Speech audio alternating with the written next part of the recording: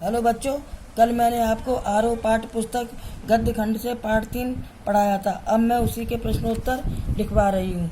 प्रश्न 1, नीचे लिखे गद्यांश को पढ़कर पूछे गए प्रश्नों के उत्तर लिखिए। गद्यांश: उन लोगों के दो नाम थे, इंद्र सेना या मेढक मंडली, बिल्कुल एक दूसरे से विपरीत।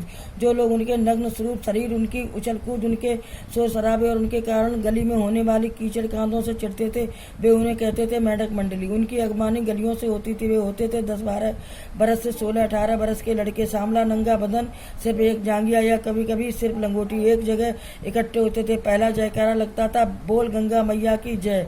जयकारा सुनते ही लोग सावधान हो जाते थे। स्त्रियां और लड़कियां छज्जे और बारजे से झांकने लगती थी और यह विचित्र रंग धड़ंग टोली उछलती कूदती संबित पुकार लगाती थी। काले मेघा पानी दे, गगरी फूटी बैल प्यासा, पानी दे गुड़धानी दे, काले मेघा पानी दे। प्रश्न का खंड: गाँव में वर्षा की कमी होने पर किशोरावस्था के बच्चे क्या करते थे और लोग उन्हें किस नाम से संबोधित करते थे? उत्तर: गाँव में वर्षा की कमी होने पर किशोरावस्था के बच्चे बादलों से पानी की मांग करने के लिए घरों से निकल पड़ते थे। लोग उन्हें मेढक मंडली के नाम से संबोधित करते हैं। खाखंड: वे बच्चे कितनी उम्र के होते थे? उत्तर: वे बच्चे 10-12 से 16-18 बरस की उम्र के होते थे।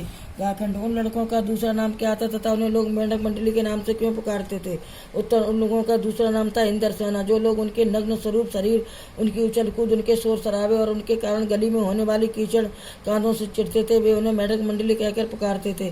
खाखंड: उन लड़कों की वेशभूषा कैसी होती थी? उत्तर: उन लड़कों का सांवला नंगा बदन, सिर्फ एक जांघिया या कभी कभी एक लंगोटी पहनते थे। अणाखंड: वह बालकों की टोली इकट्ठी होकर क्या पुकारती थी? उत्तर: वह टोली कहती थी, काली मेघा पानी दे, गगरी फूटी बैल प्यासा, पानी दे गुड़धानी दे, काली। अगला क्वेश्चन: लोगों ने लड़कों की टोली को मेढक मंडली नाम किस आधार पर दिया? यह टोली अपने आप को इंद्र सेना कहकर क्यों बुलाती थी? उत्तर: जो लोग उनके नंग धड़ंग रूप, उनकी उछल कूद, उनके कारण शोर शराबे तथा उनके गली में होने वाले कीचड़ से चिढ़ते थे, वे उन्हें मेढक मंडली कहकर पुकारते। जिस तरह मेढक मंडली उछलते कूदते कीचड़ में खुश रहते, उसी तरह वे बच्चे भी उछल कूद करते थे, पानी गिरने पर खुश होते थे। उनकी समानता के कारण लोगों ने उन्हें मेढक मंडली नाम दिया। भारतीय संस्कृति में ऐसी मान्यता है कि वर्षा इंद्र के प्रभाव से होती है। बादल वर्षा लाने वाली इंद्र की सेना है। किशोरावस्था के बच्चों की टोली कीचड़ में लथपथ होकर बरसात के लिए बादलों से पुकार लगाती थी। इसी आधार से वे अपने आप को इंद्र सेना कहकर बुलाती थी। अगला क्वेश्चन: जीजी ने अंदर सेना पर पानी फेंके जाने को किस तरह सही ठहराया? उत्तर: जीजी ने बताया, जिस प्रकार कृषक खेत में फसल पाने के लिए पहले बीज बोता है, एक प्रकार से वह अपने पास से कुछ बीज पहले खेत में फेंकता है, इसी तरह हम अपने घर का पानी इन बच्चों की टोली पर फेंकते हैं। इस प्रकार हम गलियों में पानी के बीज होते तथा वर्षा की फसल बादलों से मांगते हैं। अगला क्वेश्चन: पानी दे गुड़धानी दे, मेघों से पानी के साथ साथ गुड़धानी की मांग क्यों की जा रही है?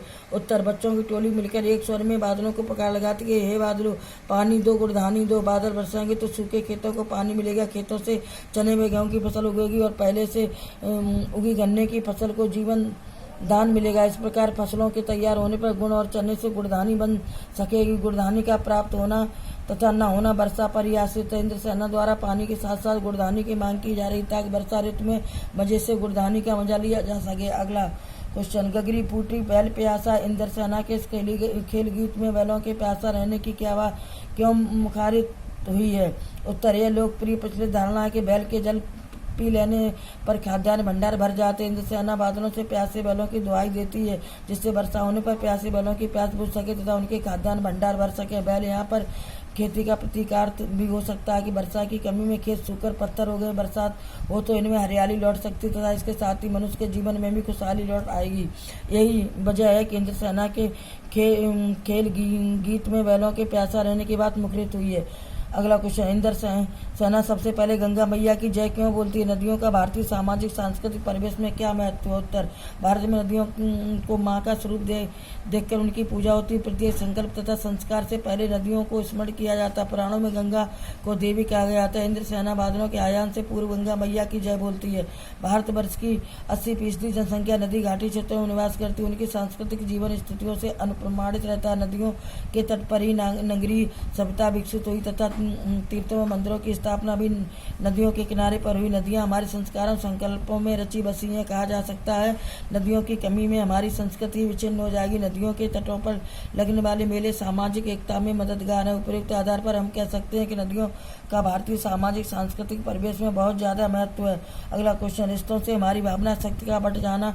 विश्वासों के जंगल में सत्य की राह खोजती है, हमारी बुद्धि की शक्ति को कमजोर करती है। पाठ में जीजी के प्रति लेखक की भावना के संदर्भ में इस कथन के औचित्य की समीक्षा कीजिए। उत्तर, मनुष्य की प्रवृत्ति उसके अस्तित्व काल से ही सत्यान्वेषी रही है। इसकी इसी प्रवृत्ति ने विज्ञान के सिद्धांतों को पैदा किया और वह हर व्यक्ति के लाभ को वैज्ञानिक दृष्टि से परखने लगा। एक सामाजिक प्राणी होने के कारण मनुष्य रिश्ते नातों में बंध गया और यही रिश्ते सत्य खोजने में प्रवृत्ति उसकी बुद्धि का रास्ता फेंकने लगे।